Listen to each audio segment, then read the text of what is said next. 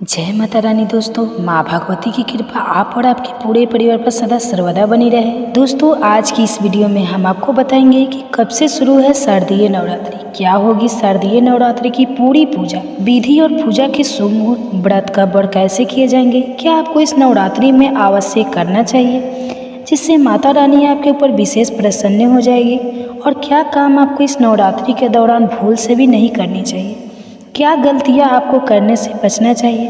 तो ये सब जानना है तो वीडियो अंत तक अवश्य देखें।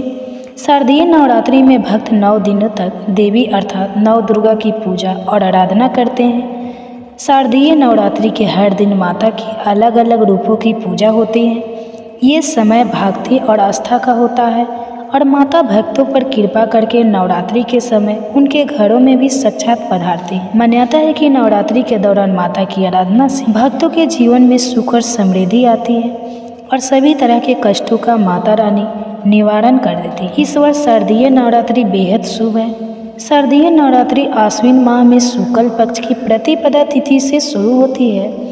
इस साल आश्विन माह के शुक्ल पक्ष की प्रतिपदा तिथि का आरंभ 2 अक्टूबर 2024 को देर रात 12:18 से होगा और यह 4 अक्टूबर को सुबह 2:58 तक रहेगी।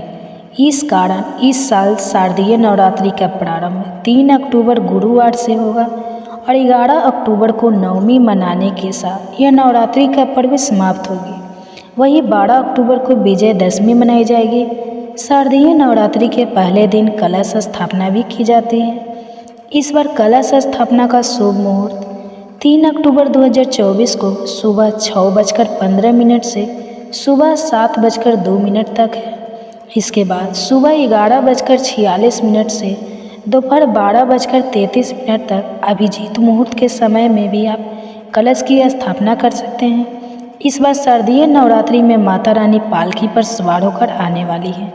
देवी पुराण में पालकी पर माता की सवारी को अत्यंत ही शुभ माना गया है।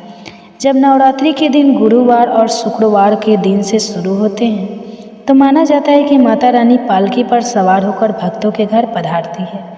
इस साल नवरात्रि का पहला व्रत 3 अक्टूबर को होगा। इस दिन माँ शैलपुत्री की पूजा की जाती है।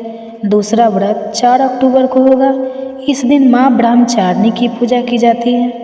तीसरा व्रत 5 अक्टूबर को है। इस दिन माँ चंद्रघंटा के स्वरूप की पूजा होती है। नवरात्रि का चौथा व्रत 6 अक्टूबर को है। इस दिन माँ कुसमंडा की पूजा होती है। पांचवा नवरात्रि व्रत 7 अक्टूबर को है। इस दिन माँ संकट माता की पूजा की जाएगी। छठा नवरात्रि व्रत 8 अक्टूबर को है।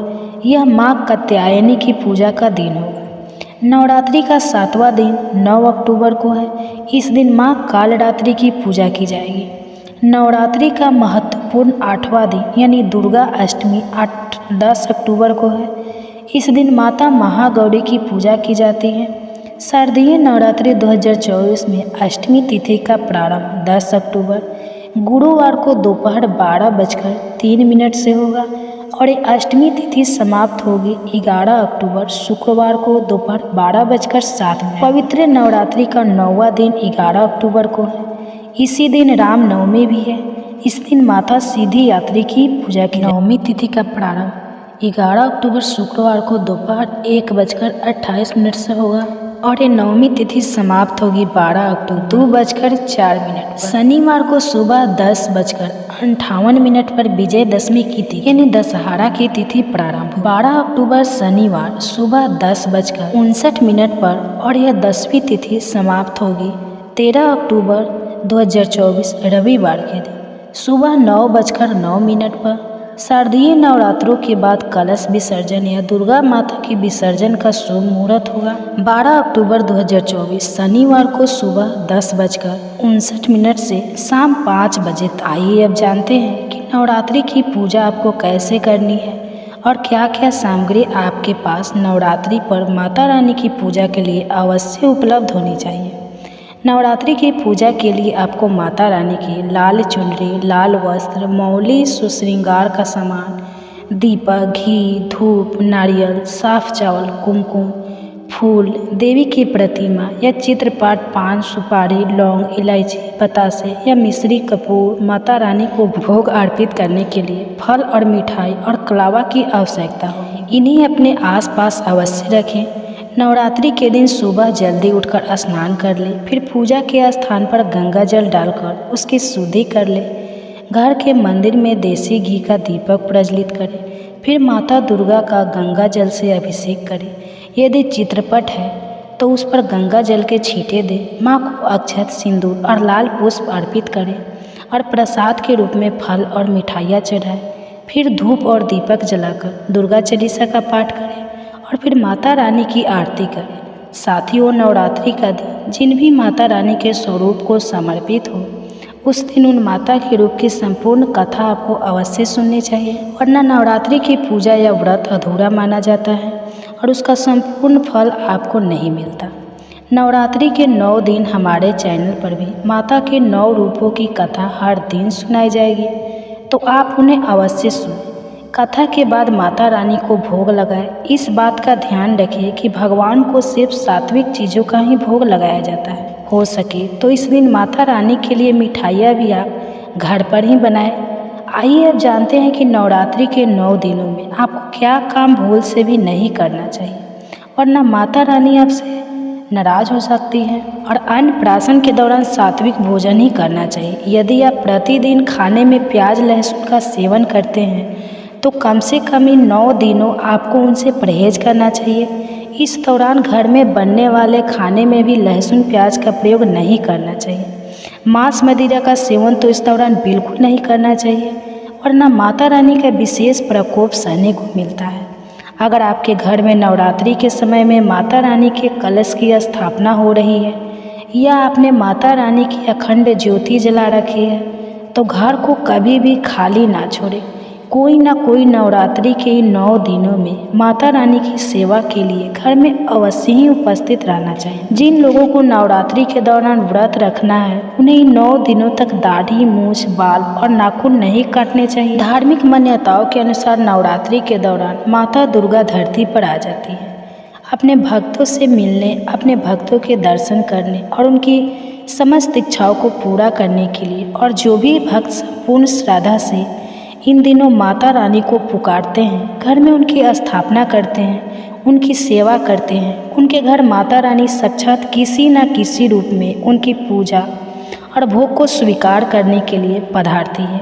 इसलिए इन 9 दिनों में माता रानी को प्रसन्न करने के लिए रोजाना दुर्गा चालीसा या दुर्गा सप्तशती का पाठ आपको अवश्य करना चाहिए। ध्यान रखें कि माँ दुर्गा की पूजा में काले रंग के वस्त्रों का प्रयोग नहीं करना चाहिए, ना ही आपको काले रंग के वस्त्र पहनना चाहिए।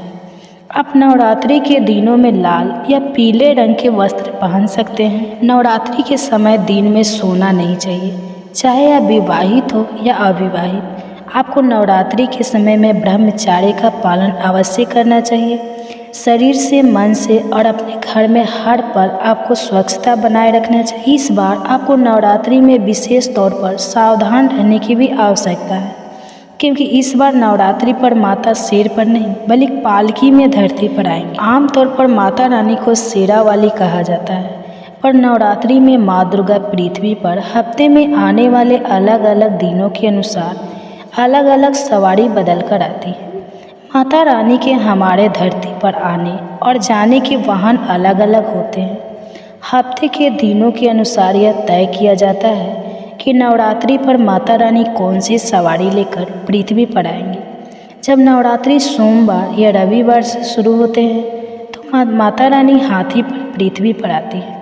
यदि शनिवार और मंगलवार से नवरात्रि के व्रत शुरू हो तो माता रानी घोड़े पर सवार होकर पृथ्वी लोक में आती है। गुरुवार और शुक्रवार से नवरात्रि शुरू हो तो माता रानी डोली या पालकी पर पृथ्वी में आती है। बुधवार से नवरात्रि हो तो नाव पर माँ दुर्गा का आगमन होता है।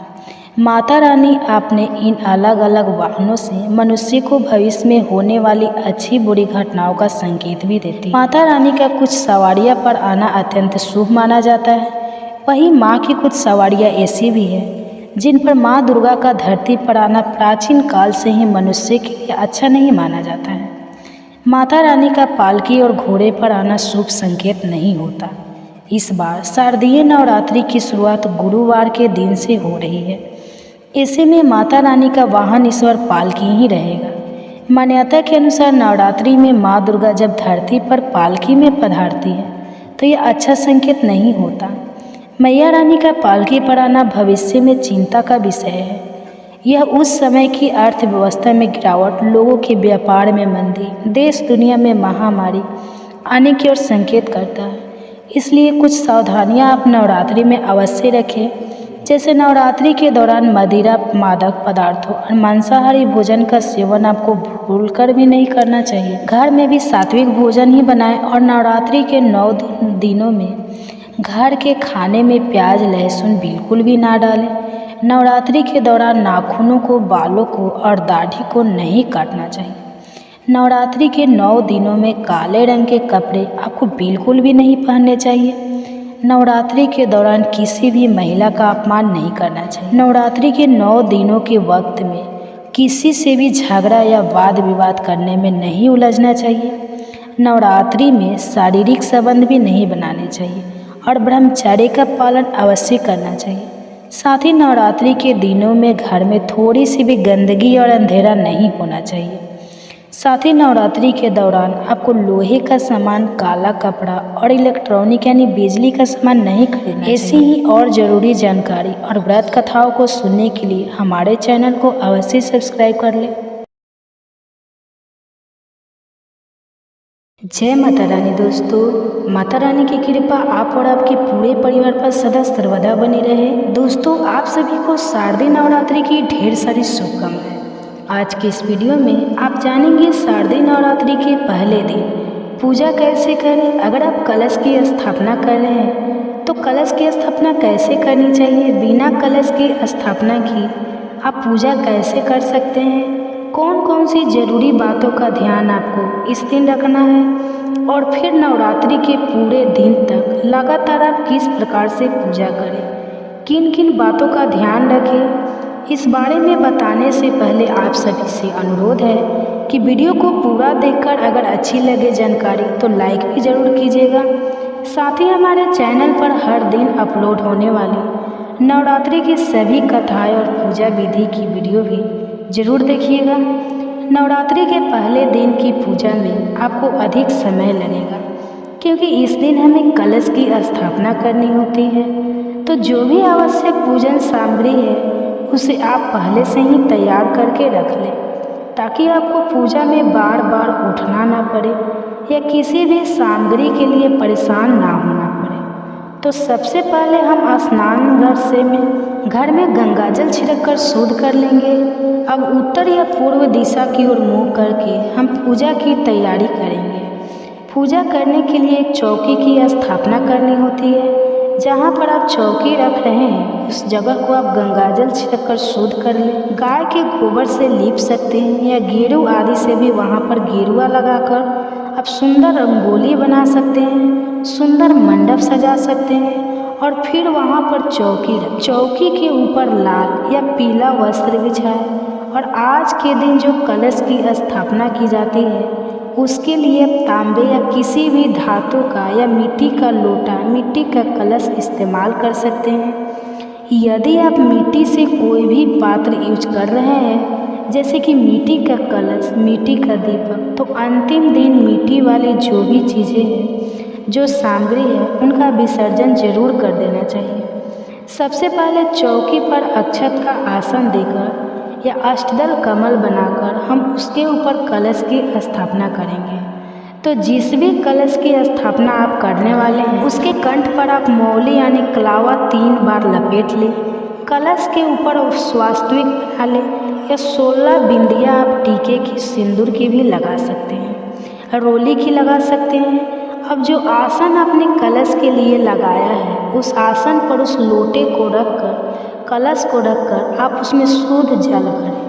जल भरते समय गंगा, यमुना सहित सभी पवित्र नदियों का स्मरण करें और उसमें शुद्ध जल, गंगा जल मिलाकर डालें। अक्षत, हल्दी की गांठ, एक सिक्का, लौंग का जोड़ा, इलायची आपको कलश के अंदर डालनी है।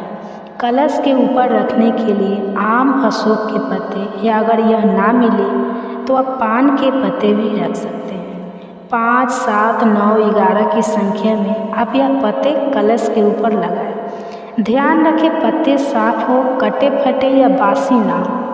अब इस कलश के ऊपर अक्षत या फिर गेहूं से भरी एक कटोरी रखें और उसके ऊपर आपको पानी वाला नारियल भी स्थापित करना होता है।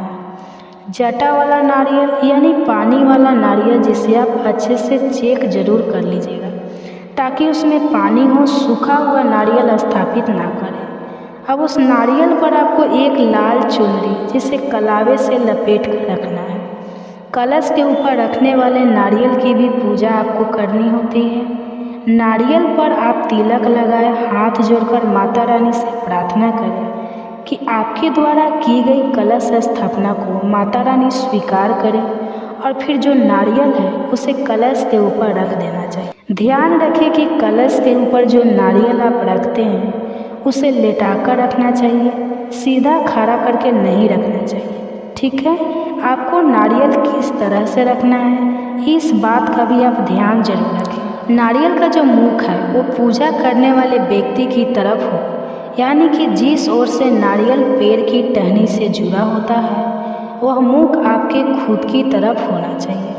कभी भी नारियल का मुख कलश के नीचे की तरफ नहीं होना चाहिए। कलश पर विधि विधान से और सही नियम से नारियल रखने और कलश स्थापना करने से ही पूजा सफल होती है। कलश की स्थापना हमेशा माँ भगवती के दाहिनी तरफ करनी चाहिए, यानी कि जब आप पूजा करेंगे तो आपको बायां साइड हो। कलश की स्थापना करने के बाद हम हाथ जोड़कर कलश में वास करने वाले सभी देवी देवताओं, सभी पवित्र नदियों को प्रणाम करेंगे। अब क्योंकि बिना गणेश भगवान की पूजा से कोई भी पूजा सफल नहीं, तो सबसे पहले गणेश भगवान की पूजा की जाती है। तो अगर आपके पास गणेश भगवान जी की प्रतिमा है या तस्वीर है तो आप उनकी स्थापना करें, नहीं तो आप एक सुपारी में मौली लपेटकर उन्हें गणेश भगवान का रूप मानकर उनकी पूजा कर सकते हैं, उनकी स्थापना कर सकते हैं। चौकी पर थोड़ा सा अक्षत का आसन देकर सुपारी की स्थापना करें। अब माता दुर्गा की जो भी प्रतिमा या तस्वीर आपके पास है तो आप उनकी स्थापना करें। माता की जो भी प्रतिमा तस्वीर है उन्हें खाली डायरेक्ट चौकी पर नहीं रखनी चाहिए। आप थोड़े पुष्प का या फिर अक्षत का आसन देकर ही मूर्ति विराजित करें। अब सबसे पहले गणेश भगवान जी को स्नान कराकर उन्हें तिलक लगाए, जनेऊ अर्पित करें, दुर्वा अर्पित करें और माता दुर्गा की प्रतिमा को आप, यदि प्रतिमा है, धातु की प्रतिमा है तो उन्हें स्नान कराएं। मिट्टी की प्रतिमा है तो गंगा जल का छींटा देकर स्नान का भाव करें। फिर माता रानी को तिलक लगाए, श्रृंगार की सामग्री अर्पित करें, पुष्पों से श्रृंगार करें। माता रानी को मौसमी पुष्प अर्पित करें। सुहाग के सामग्री में आप लाल चुनरी, सिंदूर या फिर बिछी चूड़ी, बिंदी, जो भी आप श्रृंगार की सामग्री अर्पित करना चाहते हैं माता रानी को प्रेम से अर्पित करें। कहते हैं कि नवरात्रि की पूजा में हम 9 दिन तक पूजा करते हैं, तो सभी 9 ग्रहों का भी पूजन किया जाना चाहिए, जिससे कि कुंडली में अगर किसी भी ग्रह से कोई अशुभ प्रभाव हो रहा हो, कोई ग्रह की पीड़ा प्राप्त हो रही हो तो वह पीड़ा दूर हो जाती है या बहुत हद तक शांत हो जाती है। तो ऐसे में आपको 9 ग्रहों की स्थापना करनी चाहिए। अगर आपके पास 9 ग्रह यंत्र है तो आप केवल 9 ग्रह यंत्र को कलश के पास रखकर तब पूजन कर सकते हैं। नहीं है तो आप चौकी पर ही 9 जगह पर थोड़े थोड़े से अक्षत का आसन देकर उन पर जो सुपारी आती है 9 सुपारी, ध्यान रखिए सुपारी सही होनी चाहिए, खंडित नहीं होनी चाहिए, और उन सुपारी वाला आपने लगाए हैं उन पर विराजित करें। सुपारी वाला कर 9 ग्रह स्त्रोत का 9 ग्रह मंत्र का भी जाप आपको करना है। अब धूप दीप जलाकर माता रानी के समक्ष हाथ में जल और पुष्प लेकर व्रत रखने का या नवरात्रि की पूजा करने का संकल्प लेना चाहिए। श्री दुर्गा सप्तमी का पाठ यदि आप प्रारंभ करना चाहते हैं तो पाठ करने का भी संकल्प लेना चाहिए। किस तरह का फलाहार आप इन व्रतों में ग्रहण करना चाहते हैं नवरात्रि के कितने व्रत आप रखना चाहते हैं? कुछ लोग पहला और आखिरी व्रत रखते हैं, कुछ लोग सभी 9 दिन के उपवास रखते हैं। तो जिस तरह की भी आपकी श्रद्धा हो, आपकी सामर्थ्य हो, उसके अनुसार आपको संकल्प लेना चाहिए। किस तरह का फलाहार आप करना चाहते हैं, तो उसका भी संकल्प आपको पहले दिन ले लेना चाहिए और फिर 9 दिन तक लगातार उन्हीं बातों का, उन्हीं नियमों का पालन करना चाहिए। बहुत से लोग 9 दिनों तक अखंड ज्योति जलाकर रखते हैं, तो पहले दिन ही आपको अखंड ज्योत जला लेनी चाहिए। अखंड ज्योत यदि आप 9 दिन तक ना जला पाए और 24 घंटे तक ही जलाने का आपका मन है, आपकी श्रद्धा है, तो आप केवल 24 घंटे जलाने का भी संकल्प ले सकते हैं। और इस प्रकार से आप पहले दिन की पूजा शुरू कर सकते हैं। पहले दिन की पूजा में थोड़ा समय ज़्यादा लगता है, तो ध्यान रखें कि आपको जो भी ज़रूरी काम है वो पहले से निपटा कर रख लेना चाहिए, ताकि आपकी पूजा में आपका मन बार बार बेचैन ना हो या आपको किसी बात की कोई जल्दी ना हो। जल्दबाजी में की गई पूजा हमेशा असफल रहती है। अब आपने अगर अखंड ज्योत जलाकर रखी है तो ध्यान रखें उस दीपक को आपको हिलाना नहीं है। जिस जगह पर आपने एक बार स्थापित कर दिया उसी जगह पर आपको रखे रहना है। और जो आरती आप करते हैं उसके लिए आपको अलग से एक दिया जलाना चाहिए या कपूर जलाकर आप आरती कर सकते हैं। बिना कथा के व्रत अधूरा माना जाता है। अगर आप व्रत नहीं भी रख रहे हैं तब भी आपको माता भागवती के सभी 9 रूपों की कथाएं हर दिन सुननी चाहिए। अब माँ शैलपुत्री के मंत्रों का जाप करके माता शैलपुत्री की कथा का श्रवण करने के बाद कपूर जलाकर आरती करनी चाहिए और हमेशा भोग आरती करने के बाद लगाना चाहिए। वैसे तो नवरात्रि के पूरे 9 दिन तक माँ भगवती को अलग अलग भोग लगाया जाता है। अगर आपको इस बात की जानकारी ना हो या आपके पास ऐसी सामग्री ना हो किसी कारण से, तो आप हर दिन लौंग, इलायची और पान का भोग और दूध या दूध से बनी मिठाई का भोग भी या मिश्री का भोग भी माता रानी को अर्पित कर सकते हैं। मन में यदि श्रद्धा हो तो माता रानी हर अभाव को स्वीकार करके जो भी आपने उन्हें प्रेम से अर्पित किया है उसे स्वीकार कर लेती है।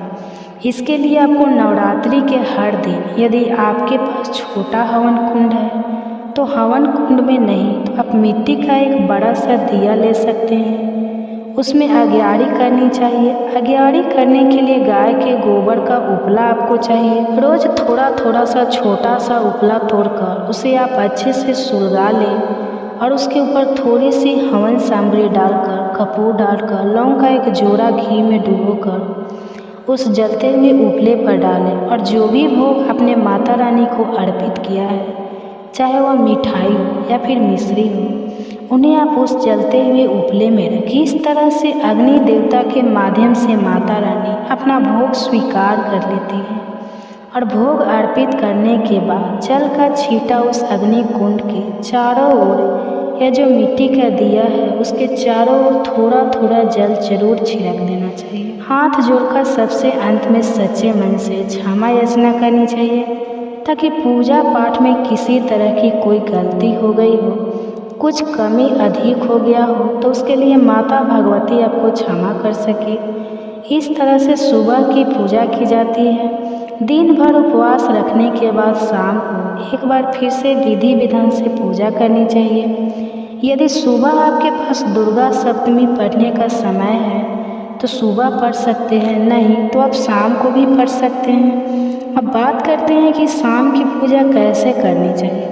तो देखिए, शाम की पूजा में आप स्नान कर लें। यदि ऐसा संभव ना हो तो आप जो वस्त्र आपने दिन भर पहने हैं उन्हें चेंज कर लें और साफ सुथरे वस्त्र धारण करके आप धूप दीप जलाकर माता रानी को शाम की पूजा में भोग लगाएं, आरती करें। और यदि समय हो तो आप शाम के समय भी माता शैलपुत्री की जैसे पहले दिन कथा पढ़ी जाती है उसी तरह शाम के समय भी कथा पढ़िए, सुन सकते हैं। और हर दिन की कथा आप शाम के समय भी रोज़ सुन सकते हैं। और अगर आपके पास समय नहीं है तो आप शाम की पूजा में केवल धूप दीप जलाकर माता रानी की आरती करके जो भी फलाहार आपने मन लिए बनाया है उसे पहले माता रानी को अर्पित करके फिर प्रसाद रूप में ग्रहण कर सकते हैं। हमेशा शाम के समय फलाहार ग्रहण करने से पहले फलाहार का एक हिस्सा गौ माता के लिए या फिर अगर आपके घर में कोई छोटी कन्या है, आपके आसपास कोई छोटी कन्या है, तो आप उन्हें देने के बाद ही प्रसाद ग्रहण किया करें। इस तरह से आप पहले दिन की पूजा कर लेते हैं। फिर उसके बाद दूसरे दिन तक लगातार आपको इसी तरह विधि विधान से पूजा करनी है। पूजा विधि लगभग एक ही होती है, भोग आपको अलग अलग अर्पित करना होता है। यदि भोग आप हर दिन अलग अलग तरह का नहीं अर्पित कर पाते हैं तो जैसा मैंने आपको बताया वो भी आप कर सकते हैं। ध्यान रखें कि सुबह और शाम आपको पूजा जरूर करनी चाहिए। इस तरह से आप नवरात्रि की पूजा करके अपने व्रतों को सफल बना सकते हैं। वैसे तो नवरात्रि की पूजा में कलश की स्थापना करनी ही चाहिए, और अगर आप ऐसा नहीं कर पाते हैं तो बिना कलश की स्थापना के भी आप पूजा कर सकते हैं। तो यह थी आज की वीडियो। बहुत महत्वपूर्ण होता है, माँ भगवती दुर्गा के स्वागत का दिन होता है। और भक्तों, आपको बता दें कि शास्त्रों के अनुसार अगर हम नवरात्रि के पहले दिन कुछ विशेष कार्य कर लेते हैं तो इससे मन बहुत ही शीघ्र प्रसन्न हो जाती है, और फिर हमारी जो भी पूजा होती है, प्रार्थना होती है, माँ उसे बहुत शीघ्र स्वीकार करती है और हमारे जीवन में आने वाली समस्त बाधाओं को दूर करती है, समस्त कामनाओं को पूर्ण करती है। तो आज की वीडियो में हम आपसे बात करने वाला हूँ कि नवरात्रि के पहले दिन हमेशा क्या करें जिससे कि भक्तों माता रानी की कृपा हमें बहुत शीघ्र मिल जाए और हमारे जीवन में सुख, समृद्धि, धन, वैभव की प्राप्ति हो, संतान की प्राप्ति हो, या फिर अगर किसी भी विशेष कामना से अपनी माँ की पूजा आराधना कर रहे हैं, कोई भी आपकी ऐसी कामना है जो चाहते हैं कि माँ शीघ्र ही पूर्ण कर दे, तो नवरात्रि के दिन माँ को शीघ्र प्रसन्न करने के लिए आपको इन 9 बातों का ध्यान जरूर रखना चाहिए।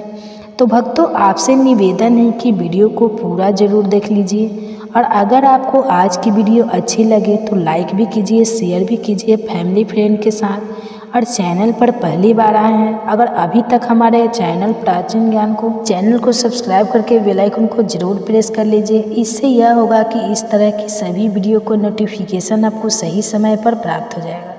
अब भक्तों, बात करें कि नवरात्रि के पहले दिन हमें पहला कार्य करना चाहिए कि घर की छत पर आज हमें झंडा जरूर लगाना चाहिए। झंडा मतलब ध्वजा, लाल रंग का त्रिकोण झंडा होता है और उसके ऊपर बना हुआ हो, जय माता दी लिखा हुआ हो। यह मार्केट में बहुत आसानी से मिल जाते हैं, नहीं तो आप घर पर भी स्वयं से बना सकते हैं। तो एक झंडा त्रिकोण आप लेकर माँ को पहले उनसे चरणों में अर्पित कीजिए। जब पूजा कर रहे हैं सुबह, तो उसके बाद पूजा के बाद वह झंडा अपने घर की छत पर लगा दीजिए। इस झंडे को घर के ईशान कोण में यानी कि उत्तर पूर्व के कोने पर, अगर वहाँ पर जगह ना हो तो आप उत्तर दिशा में इस झंडे को लगा सकते हैं। जहाँ भी आप ये ध्वजा लगाते हैं उसके साथ आप ध्यान रखिए कि आप वहाँ पर एक दीपक जरूर प्रज्वलित करें, क्योंकि दोस्तों शारदीय नवरात्रि माता रानी का एक पावन पर्व है और झंडा लगाते समय इससे क्या होगा, इससे यश की वृद्धि होती है। देखिए भक्तों, जब हम झंडा अपने घर पर लगाते हैं तो हमेशा लहराता रहता है, तो यह इस बात का सूचक है झंडा कि आपको जीवन में सफलता की प्राप्ति होगी, यश की प्राप्ति होगी, मान प्रतिष्ठा की प्राप्ति होगी, समस्त प्रकार के सुखों की प्राप्ति होगी। मान सम्मान, यश, प्रतिष्ठा, धन की वृद्धि, सुख, समृद्धि, सभी प्रकार की जो चीज़ें हैं वह प्राप्त हो जाती है। दोस्तों, ऐसे लहराता हुआ झंडा आपके घर पर शुद्धता की सूचना है। इसलिए 3 अक्टूबर 2024 गुरुवार को नवरात्रि के पहले दिन आपको अपने घर के ईशान कोण में एक लाल रंग का झंडा जरूर लगाना चाहिए। भक्तों, अगला जो कार्य है नवरात्रि में पहले दिन आपको जरूर करना है, वह है घर के मुख्य द्वार पर तोरण लगाना। तोरण क्या होता है? देखिए, आम के पत्ते लीजिए। जब हम 5 पल्लव लिए भी आम का पत्ता लेते हैं, वही आम का पत्ता चाहिए हमें, और थोड़ा सा अधिक मात्रा में आप लेकर आइए। उसे साफ धो लीजिए। धोने के बाद उस पत्ते के ऊपर आपको श्री लिखना है। पत्ते पर आपसे में लिखिए, और जितना भी बड़ा आपका मुख्य द्वार हो उसके अनुसार एक धागा लेकर, और लाल धागा ले सकते हैं, पीला धागा ले सकते हैं। इस प्रकार से किसी भी रंग का धागा लेकर आप इन सभी पत्तों को एक माला के स्वरूप में बना लीजिए और उसके बाद यह अपने घर के मुख्य द्वार पर लगा दीजिए। भक्तों, श्री पत्तों पर कुमकुम से लिख दीजिए या हल्दी से लिख दीजिए, इसे लगा दीजिए। इससे क्या होगा कि जब भी आप किसी दरवाजे पर किसी तोरण लगा हुआ देखते हैं, आपको क्या लगता है? पहले ही सूचना में यह लगता है कि इस घर में कोई शुभ या मंगलिक कार्य हुआ है। और तो घर पर लगा हुआ है तोरण, घर के मुख्य द्वार पर लगा हुआ है तोरण, आपके घर में शुभता की सूचना देता है, मंगलिक कार्य की सूचना देता है। इस बात की सूचना देता है कि आपसे घर में देवी विराजित है।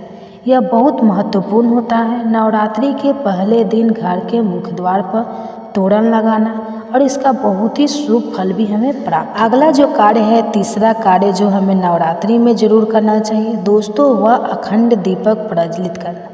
देखिए, अगर घर में हम अखंड दीपक प्रज्वलित करते हैं तो अखंड दीपक प्रज्वलित करने से मन की कोई भी इच्छा हो, अगर आप सोचकर और मन में धारण करके अखंड दीपक प्रज्वलित करते हैं तो आपकी कामना बहुत शीघ्र पूर्ण होती है।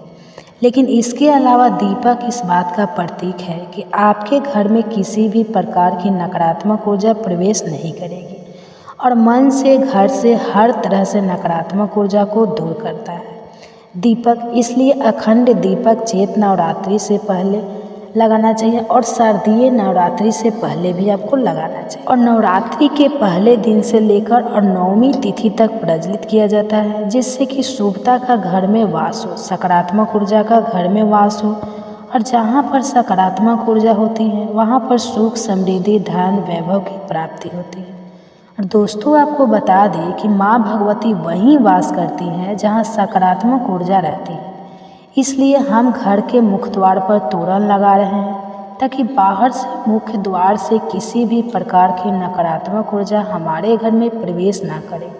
इसके अलावा जब हम दीपक प्रज्वलित कर रहे हैं तो हम विचारों में किसी प्रकार की नकारात्मक ऊर्जा ना हो, इसके लिए हम प्रज्वलित कर रहे हैं। जब हम पूजा प्रार्थना कर रहे हैं, मंत्र जाप कर रहे हैं, विधि उसे हम पूर्ण कर पाए, इसके लिए अखंड दीपक प्रज्वलित किया जाता है। लेकिन अगर आप किसी भी कारणवश अखंड दीपक प्रज्वलित नहीं कर पाते हैं तो सुबह शाम दोनों समय जब माँ की आराधना करें तब आपको शुद्ध घी का दीपक जरूर प्रज्वलित करना है। और सुबह शाम दोनों समय अपने घर में लौंग और कपूर की आरती जरूर कीजिए, जिससे कि घर में नकारात्मक ऊर्जा ना रहे और घर में सकारात्मक ऊर्जा का वास बना रहे। अगला जो कार्य है नवरात्रि में आपको जरूर करना चाहिए, वह कलश की स्थापना। और देखिए, दीपक में एक और बात का ध्यान रखें कि हम कलश की स्थापना की बात करते हैं। दीपक में अगर आप घी का दीपक प्रज्वलित कर रहे हैं तो उसे आपको माँ भगवती दुर्गा की मूर्ति के दाईं तरफ रखना होता है। और अगर आप तेल का दीपक प्रज्वलित करते हैं तो माँ भगवती दुर्गा के बाईं तरफ आपको तिल के तेल का दीपक रखना चाहिए। तो इस प्रकार से दीपक का आप ध्यान रखिए। जब भी आप तेल या फिर घी का दीपक प्रज्वलित करते हैं तो उसे सही दिशा में, सही स्थान पर रखना चाहिए। और अगला जो कार्य है घट स्थापना करना, यानी कलश की स्थापना करना। तीखी कलश की स्थापना जब हम करते हैं नवरात्रि में, कलश में हम सभी देवी देवताओं का आवाह करते हैं। सभी देवी देवताओं का पूजन माँ भगवती के साथ ही हम प्रतिदिन करते हैं। इस प्रकार से जब 9 दिनों तक लगातार हम समस्त देवी देवताओं का पूजन करते हैं, घर में आह्वान करके विधि विधान से विशेष रूप से हम उनकी आराधना करते हैं। क्योंकि जब हम माँ का पूजन करते हैं, पहले हम कलश का पूजन करते हैं, धूप दीप नैवेद्य चीज़ें हम माँ को अर्पित करते हैं विधि विधान से, और उसके साथ ही कलश को भी हम इसी प्रकार से अर्पित करते हैं। तो सभी देवी देवताओं की विशेष पूजा हम 9 दिनों तक कर रहे हैं। तो हमारे जीवन में किसी भी प्रकार की कोई बाधा दूर होती है और कोई भी हमारी विशेष काम ना हो तो अवश्य पूर्ण होती है। तो कलश की स्थापना हमें ज़रूर करनी चाहिए। अगर संभव हो तो नवरात्रि के प्रथम दिन जो अगला जरूरी काम हमें करना है वह है जवारे होना, यानी कि सप्त धान्य बोना, जो कि हम मिट्टी में थोड़े से जौ बोते हैं जो कि हरे हो जाते हैं। बहुत सी ऐसी जौ अंकुरित हो जाते हैं और ये शीघ्र ही अंकुरित तब होते हैं जब हमारे घर में अन्न होते हैं। तो ये इस बात की सूचना देते हैं कि हमारे घर में सुख समृद्धि आने वाली है। हमारे घर में माँ भगवती विराजित हो चुकी है और घर में सुख, समृद्धि, धन, वैभव सभी प्रकार की जो शुभता है उसका आशीर्वाद हमेशा दे रही है। तो घर में अगर आप जब होते हैं, सप्त धान्य बोते हैं तो बहुत ही श्रेष्ठ माना जाता है। तो भक्तों, नवरात्रि के प्रथम दिन हमें जरूर यह करना चाहिए। और अगला जो शुभ कार्य है जो नवरात्रि के प्रथम दिन आपको जरूर करना चाहिए। वैसे तो बहुत से भक्त नवरात्रि के पूरे 9 दिनों तक व्रत धारण करते हैं। बहुत से भक्त जल पीकर या फिर फलाहार के द्वारा इस व्रत को धारण करते हैं। लेकिन अगर आप पूरे नवरात्रि व्रत धारण नहीं करते हैं तो नवरात्रि के प्रथम दिन आपको व्रत धारण जरूर करना चाहिए। नवरात्रि के प्रथम दिन और अंतिम दिन यानी 9वीं तिथि पर या अष्टमी तिथि पर आपको व्रत जरूर करना चाहिए। तो प्रथम दिन बहुत महत्वपूर्ण है। माँ भगवती दुर्गा की आराधना करते हैं विधि विधान से, उनका आभार करके पूजन कर रहे हैं। तो प्रथम दिन आपको व्रत जरूर करना चाहिए और संभव हो तो पूरे नवरात्र व्रत करना चाहिए। पूरे नवरात्र जब हम व्रत करते हैं, माँ की पूजा आराधना करते हैं, सात्विक के साथ माँ की आराधना करते हैं तो माँ शीघ्र ही प्रसन्न होती है। लेकिन व्रत भी धारण करें जब आप स्वस्थ हो पूर्ण रूप से। अगर आप स्वस्थ नहीं हो, व्रत रखने में असमर्थ हो तो सिर्फ आप शुद्ध सात्विक भोजन यानी कि बिना लहसुन प्याज का भोजन लेकर माँ का आराधना सुबह शाम करें। तो सच्चे मन से भक्ति भाव से हम माँ की आराधना करते हैं तो माँ शीघ्र ही प्रसन्न होती है। अगर व्रत धारण किए रखने की अगर आपको शक्ति है, सामर्थ्य शारीरिक रूप से नहीं है तो आपको व्रत नहीं रखना चाहिए। लेकिन अगर संभव हो तो पहले दिन फलाहार के द्वारा व्रत धारण जरूर कीजिए। अगला जो जरूरी कार्य है जो नवरात्रि में आपको जरूर करना है, घर के मुख्य द्वार पर दोनों तरफ स्वास्तिक का चिन्ह जरूर बनाएंगे। इससे हर प्रकार की नकारात्मक ऊर्जा हमारे घर में प्रवेश ना करे। इसके अलावा हम दीपक प्रज्वलित कर रहे हैं तो हमारे विचारों में किसी प्रकार की नकारात्मक ऊर्जा ना हो, इसके लिए हम चलित कर रहे हैं। किन बातों का ध्यान रखें, इस बारे में बताने से पहले आप सभी से अनुरोध है कि वीडियो को पूरा देखकर अगर अच्छी लगे जानकारी तो लाइक भी ज़रूर कीजिएगा। साथ ही हमारे चैनल पर हर दिन अपलोड होने वाली नवरात्रि की सभी कथाएं और पूजा विधि की वीडियो भी जरूर देखिएगा। नवरात्रि के पहले दिन की पूजा में आपको अधिक समय लगेगा क्योंकि इस दिन हमें कलश की स्थापना करनी होती है। तो जो भी आवश्यक पूजन सामग्री है उसे आप पहले से ही तैयार करके रख लें ताकि आपको पूजा में बार बार उठना ना पड़े या किसी भी सामग्री के लिए परेशान ना होना पड़े। तो सबसे पहले हम स्नान घर में गंगा जल छिड़क कर शुद्ध कर लेंगे। अब उत्तर या पूर्व दिशा की ओर मुँह करके हम पूजा की तैयारी करेंगे। पूजा करने के लिए एक चौकी की स्थापना करनी होती है। जहाँ पर आप चौकी रख रहे हैं उस जगह को आप गंगाजल छिड़क कर शुद्ध कर लें। गाय के गोबर से लीप सकते हैं या गेरू आदि से भी वहाँ पर गेरुआ लगाकर आप सुंदर रंगोली बना सकते हैं, सुंदर मंडप सजा सकते हैं और फिर वहाँ पर चौकी के ऊपर लाल या पीला वस्त्र बिछाएं। और आज के दिन जो कलश की स्थापना की जाती है उसके लिए तांबे या किसी भी धातु का या मिट्टी का लोटा, मिट्टी का कलश इस्तेमाल कर सकते हैं। यदि आप मिट्टी से कोई भी पात्र यूज कर रहे हैं जैसे कि मिट्टी का कलश, मिट्टी का दीपक, तो अंतिम दिन मिट्टी वाली जो भी चीज़ें हैं, जो सामग्री है, उनका विसर्जन जरूर कर देना चाहिए। सबसे पहले चौकी पर अक्षत का आसन देकर या अष्टदल कमल बनाकर हम उसके ऊपर कलश की स्थापना करेंगे। तो जिस भी कलश की स्थापना आप करने वाले हैं उसके कंठ पर आप मौली यानी कलावा 3 बार लपेट लें। कलश के ऊपर स्वास्तिक बना लें या 16 बिंदियाँ आप टीके की, सिंदूर की भी लगा सकते हैं, रोली की लगा सकते हैं। अब जो आसन आपने कलश के लिए लगाया है उस आसन पर उस लोटे को रखकर, कलश को रखकर आप उसमें शुद्ध जल भरें। जल भरते समय गंगा, यमुना सहित सभी पवित्र नदियों का स्मरण करें और उसमें शुद्ध जल, गंगा जल मिलाकर डालें। अक्षत, हल्दी की गांठ, एक सिक्का, लौंग का जोड़ा, इलायची आपको कलश के अंदर डालनी है।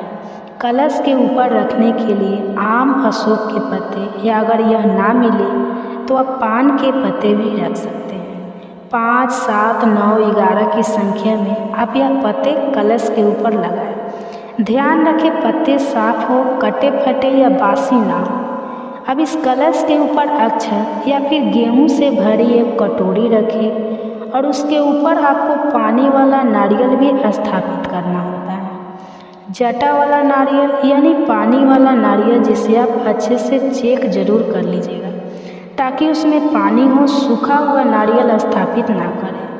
अब उस नारियल पर आपको एक लाल चुनरी जिसे कलावे से लपेट कर रखना है। कलश के ऊपर रखने वाले नारियल की भी पूजा आपको करनी होती है। नारियल पर आप तिलक लगाए, हाथ जोड़कर माता रानी से प्रार्थना करें कि आपके द्वारा की गई कलश स्थापना को माता रानी स्वीकार करें और फिर जो नारियल है उसे कलश के ऊपर रख देना चाहिए। ध्यान रखें कि कलश के ऊपर जो नारियल आप रखते हैं उसे लेटाकर रखना चाहिए, सीधा खड़ा करके नहीं रखना चाहिए। ठीक है, आपको नारियल किस तरह से रखना है इस बात का भी आप ध्यान जरूर रखें। नारियल का जो मुख है वो पूजा करने वाले व्यक्ति की तरफ हो, यानी कि जिस ओर से नारियल पेड़ की टहनी से जुड़ा होता है वह मुख आपके खुद की तरफ होना चाहिए। कभी भी नारियल का मुख कलश के नीचे की तरफ नहीं होना चाहिए। कलश पर विधि विधान से और सहित नियम से नारियल रखने और कलश स्थापना करने से ही पूजा सफल होती है। कलश की स्थापना हमेशा माँ भगवती के दाहिनी तरफ करनी चाहिए, यानी कि जब आप पूजा करेंगे तो आपको बायां साइड हो। कलश की स्थापना करने के बाद हम हाथ जोड़कर कलश में वास करने वाले सभी देवी देवताओं, सभी पवित्र नदियों को प्रणाम करेंगे। अब क्योंकि बिना गणेश भगवान की पूजा से कोई भी पूजा सफल नहीं, तो सबसे पहले गणेश भगवान की पूजा की जाती है। तो अगर आपके पास गणेश भगवान जी की प्रतिमा है या तस्वीर है तो आप उनकी स्थापना करें, नहीं तो आप एक सुपारी में मौली लपेटकर उन्हें गणेश भगवान का रूप मानकर उनकी पूजा कर सकते हैं, उनकी स्थापना कर सकते हैं। चौकी पर थोड़ा सा अक्षत का आसन देकर सुपारी की स्थापना करें। अब माता दुर्गा की जो भी प्रतिमा या तस्वीर आपके पास है तो आप उनकी स्थापना करें। माता की जो भी प्रतिमा तस्वीर है उन्हें खाली डायरेक्ट चौकी पर नहीं रखनी चाहिए। आप थोड़े पुष्प का या फिर अक्षत का आसन देकर ही मूर्ति विराजित करें। अब सबसे पहले गणेश भगवान जी को स्नान कराकर उन्हें तिलक लगाएं, जनेऊ अर्पित करें, दुर्वा अर्पित करें और माता दुर्गा की प्रतिमा को आप, यदि प्रतिमा है, धातु की प्रतिमा है तो उन्हें स्नान कराएं। मिट्टी की प्रतिमा है तो गंगा जल का छींटा देकर स्नान का भाव करें। फिर माता रानी को तिलक लगाएं, श्रृंगार की सामग्री अर्पित करें, पुष्पों से श्रृंगार करें। माता रानी को मौसमी पुष्प अर्पित करें। सुहाग के सामग्री में आप लाल चुनरी, सिंदूर या फिर बिछी चूड़ी, बिंदी, जो भी आप श्रृंगार की सामग्री अर्पित करना चाहते हैं माता रानी को प्रेम से अर्पित करें। कहते हैं कि नवरात्रि की पूजा में हम 9 दिन तक पूजा करते हैं, तो सभी 9 ग्रहों का भी पूजन किया जाना चाहिए, जिससे कि कुंडली में अगर किसी भी ग्रह से कोई अशुभ प्रभाव हो रहा हो, कोई ग्रह की पीड़ा प्राप्त हो रही हो तो वह पीड़ा दूर हो जाती है या बहुत हद तक शांत हो जाती है। तो ऐसे में आपको 9 ग्रहों की स्थापना करनी चाहिए। अगर आपके पास 9 ग्रह यंत्र है तो आप केवल 9 ग्रह यंत्र को कलश के पास रखकर तब पूजन कर सकते हैं। नहीं है तो आप चौकी पर ही 9 जगह पर थोड़े थोड़े से अक्षत का आसन देकर उन पर जो सुपारी आती है 9 सुपारी, ध्यान रखें सुपारी सही होनी चाहिए, खंडित नहीं होनी चाहिए, और उन सुपारी वाला आपने लगाए हैं उन पर विराजित करें। सुपारी वाला कर 9 ग्रह स्तोत्र का 9 ग्रह मंत्र का भी जाप आपको करना है। अब धूप दीप चलाकर माता रानी के समक्ष हाथ में जल और पुष्प लेकर व्रत रखने का या नवरात्रि की पूजा करने का संकल्प लेना चाहिए। श्री दुर्गा सप्तमी का पाठ यदि आप प्रारंभ करना चाहते हैं तो पाठ करने का भी संकल्प लेना चाहिए। किस तरह का फलाहार आप इन व्रतों में ग्रहण करना चाहते हैं, नवरात्रि के कितने व्रत आप रखना चाहते हैं। कुछ लोग पहला और आखिरी व्रत रखते हैं, कुछ लोग सभी 9 दिन के उपवास रखते हैं। तो जिस तरह की भी आपकी श्रद्धा हो, आपकी सामर्थ्य हो, उसके अनुसार आपको संकल्प लेना चाहिए। किस तरह का फलाहार आप करना चाहते हैं, तो उसका भी संकल्प आपको पहले दिन ले लेना चाहिए और फिर 9 दिन तक लगातार उन्हीं बातों का, उन्हीं नियमों का पालन करना चाहिए। बहुत से लोग 9 दिनों तक अखंड ज्योति जलाकर रखते हैं, तो पहले दिन ही आपको अखंड ज्योत जला लेनी चाहिए। अखंड ज्योत यदि आप 9 दिन तक ना जला पाए और 24 घंटे तक ही जलाने का आपका मन है, आपकी श्रद्धा है, तो आप केवल 24 घंटे जलाने का भी संकल्प ले सकते और इस प्रकार से आप पहले दिन की पूजा शुरू कर सकते हैं। पहले दिन की पूजा में थोड़ा समय ज़्यादा लगता है, तो ध्यान रखें कि आपको जो भी ज़रूरी काम है वो पहले से निपटा कर रख लेना चाहिए, ताकि आपकी पूजा में आपका मन बार बार बेचैन ना हो या आपको किसी बात की कोई जल्दी ना हो। जल्दबाजी में की गई पूजा हमेशा असफल रहती है। अब आपने अगर अखंड ज्योत जलाकर रखी है तो ध्यान रखें उस दीपक को आपको हिलाना नहीं है। जिस जगह पर आपने एक बार स्थापित कर दिया उसी जगह पर आपको रखे रहना है। और जो आरती आप करते हैं उसके लिए आपको अलग से एक दिया जलाना चाहिए या कपूर जलाकर आप आरती कर सकते हैं। बिना कथा के व्रत अधूरा माना जाता है। अगर आप व्रत नहीं भी रख रहे हैं तभी आपको माता भागवती के सभी 9 रूपों की कथाएं हर दिन सुननी चाहिए।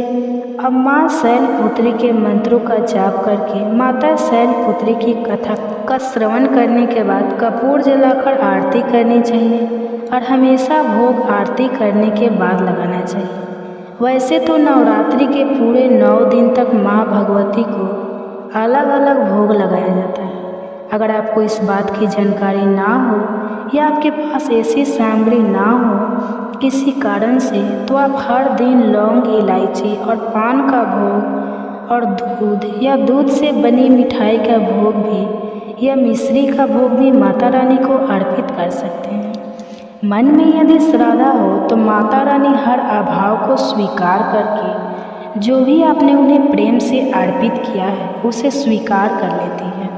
इसके लिए आपको नवरात्रि के हर दिन यदि आपके पास छोटा हवन कुंड है तो हवन कुंड में नहीं तो आप मिट्टी का एक बड़ा सा दिया ले सकते हैं। उसमें अग्यारी करनी चाहिए। अग्यारी करने के लिए गाय के गोबर का उपला आपको चाहिए। रोज़ थोड़ा थोड़ा सा छोटा सा उपला तोड़कर उसे आप अच्छे से सुलगा लें और उसके ऊपर थोड़ी सी हवन सामग्री डालकर, कपूर डालकर, लौंग का एक जोड़ा घी में डुबोकर उस जलते हुए उपले पर डालें और जो भी भोग आपने माता रानी को अर्पित किया है, चाहे वह मिठाई हो या फिर मिश्री हो, उन्हें आप उस जलते हुए उपले में रखें। इस तरह से अग्नि देवता के माध्यम से माता रानी अपना भोग स्वीकार कर लेती है और भोग अर्पित करने के बाद जल का छींटा उस अग्नि कुंड के चारों ओर या जो मिट्टी का दिया है उसके चारों ओर थोड़ा थोड़ा जल जरूर छिड़क देना चाहिए। हाथ जोड़कर सबसे अंत में सच्चे मन से क्षमा याचना करनी चाहिए,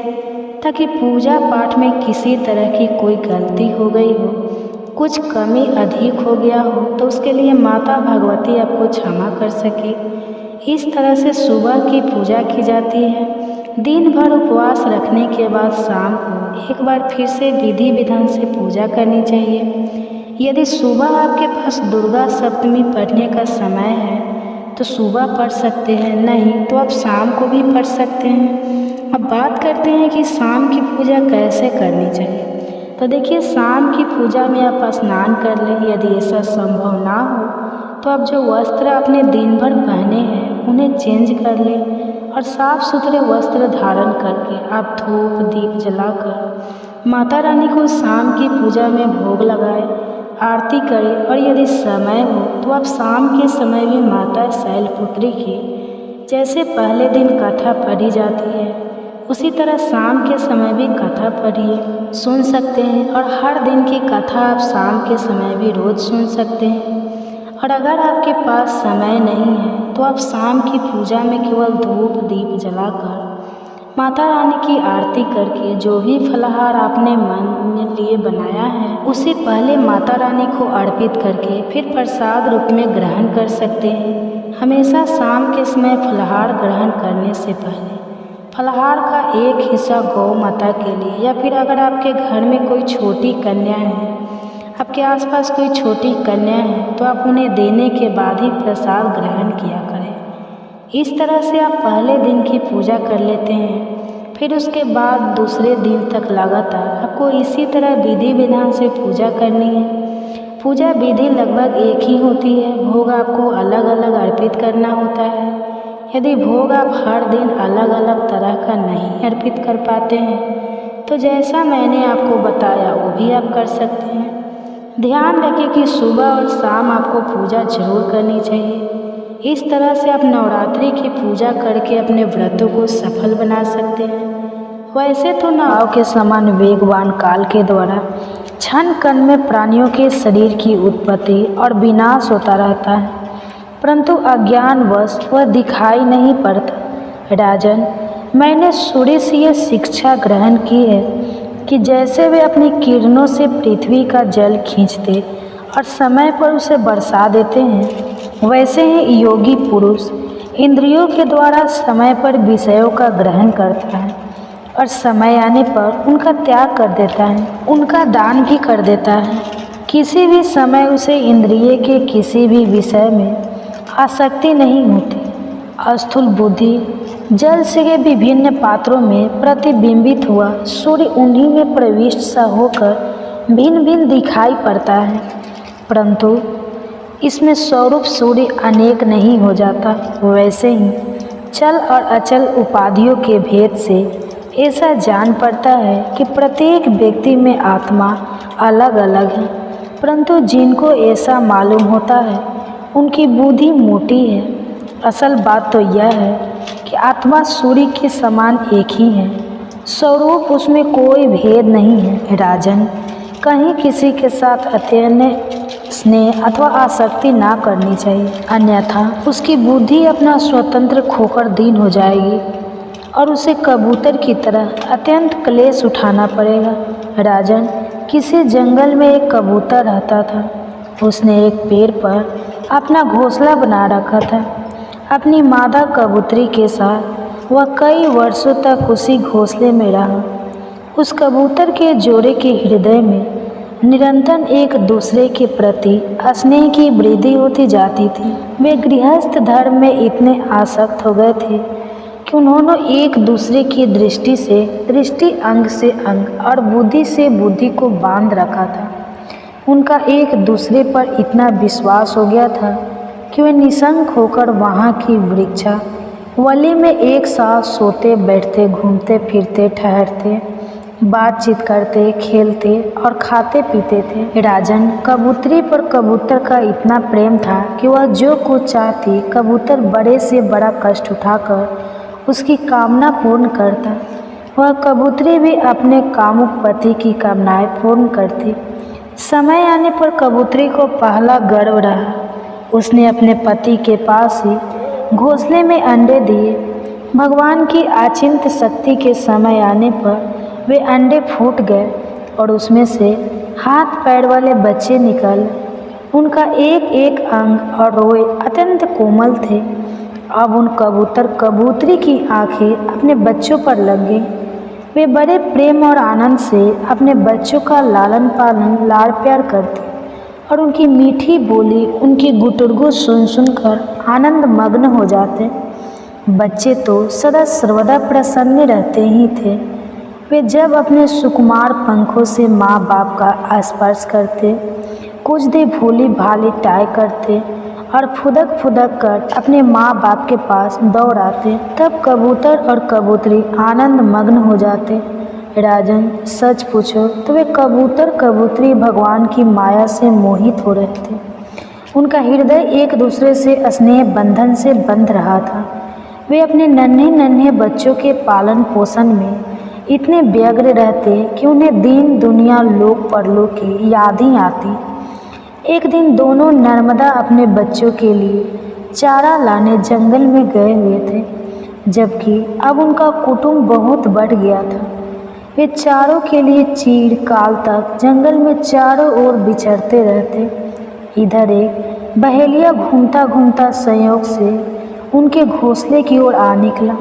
उसने देखा कि घोंसले के आसपास कबूतर के बच्चे फुदक रहे हैं। उसने जाल फैलाकर उन्हें पकड़ लिया। कबूतरी बच्चों को खिलाने पिलाने के लिए हर समय उत्सुक रहा करती थी। अब वे चारा लेकर अपने घोंसले के पास आए।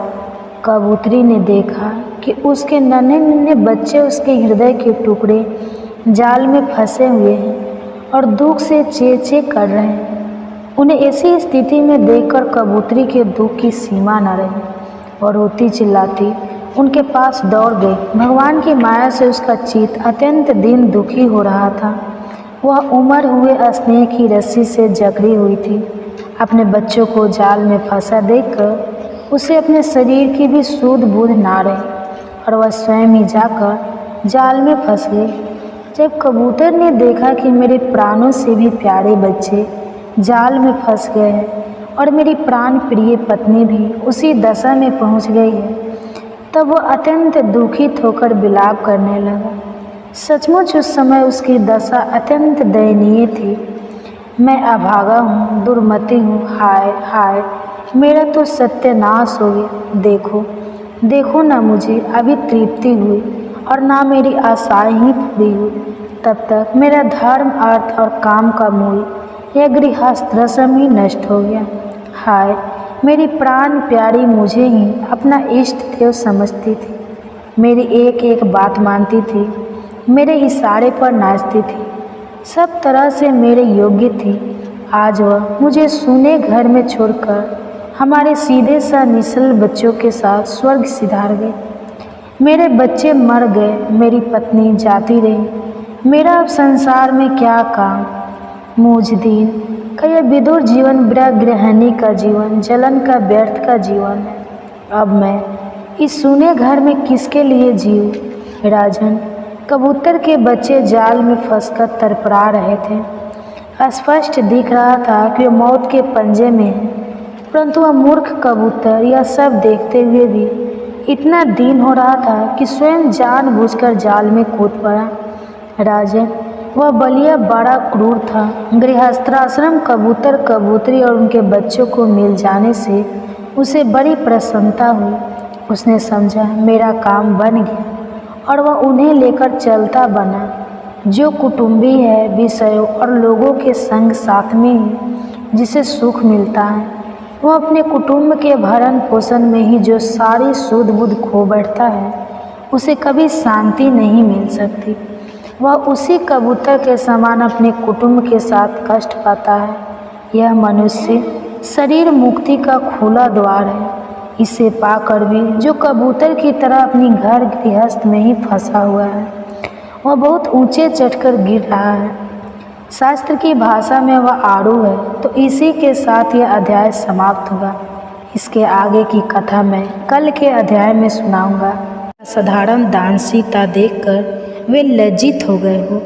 उनके यज्ञ में प्राप्त पुरोट के रसास्वादन में सदा आसक्त होने के कारण देवतागण कभी भी प्रतिष्ठानपुर को छोड़कर बाहर जाते ही नहीं थे। उनके दान के समय छोड़े हुए जल की धारा प्रताप रूपी तेज और यज्ञ के धुएं से पुष्ट होकर मेघ ठीक समय पर वर्षा किया करते थे। उस राजा के शासनकाल में खेती में होने वाले 6 प्रकार के उपद्रवों के लिए कहीं भी थोड़ा सा स्थान मिलता ही नहीं था और अच्छी नीतियों का चारों ओर प्रसार हुआ करता था। वे बावली कुएं और पोखरे खुदवाने के बहाने मानो प्रतिदिन पृथ्वी के भीतर की निधियों का अवलोकन किया करते थे। एक समय राजा के दान तप यज्ञ और प्रजा पालन से संतुष्ट होकर स्वर्ग के देवताओं ने वर देने के लिए धरती पर आए। वे कमल नाल के समान उज्ज्वल हंसों का रूप धारण कर अपने सुंदर पंख हिलाते हुए आकाश मार्ग से चलने लगे। बड़ी उतावली के साथ उड़ते हुए वे सभी हंस आपस में बातचीत भी करते जाते थे। उन्हीं में से भाद्राक्ष और आदि 2-3 हंस बड़ी तेजी से उड़कर आगे निकल गए। तब पीछे वाले हंसों ने आगे जाने वाले को संबोधित करके कहा, अरे भाई भद्रा, सब तुम लोग तेजी से चलकर आगे क्यों जाओगे? यह मार्ग तो बड़ा दुर्गम है। इसमें हम सबको साथ मिलकर ही चलना चाहिए। क्या तुम्हें दिखाई नहीं देता, यह सामने ही पुण्य मूर्ति महाराज जन का तेज पुंज अत्यंत स्पष्ट रूप से प्रकाशमान हो रहा है। उस तेज से भस्म होने की आशंका है, इसलिए सावधान होकर चलना चाहिए।